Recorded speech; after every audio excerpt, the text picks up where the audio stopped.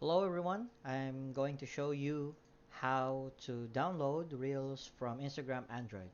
This is in this video.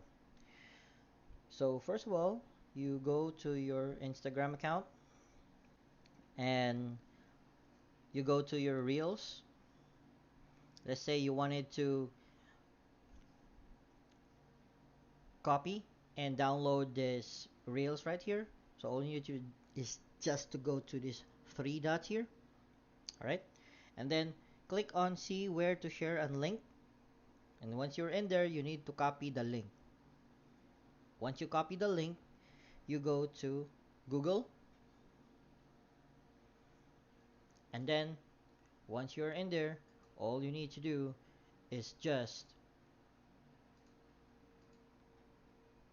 to search for Save Insta.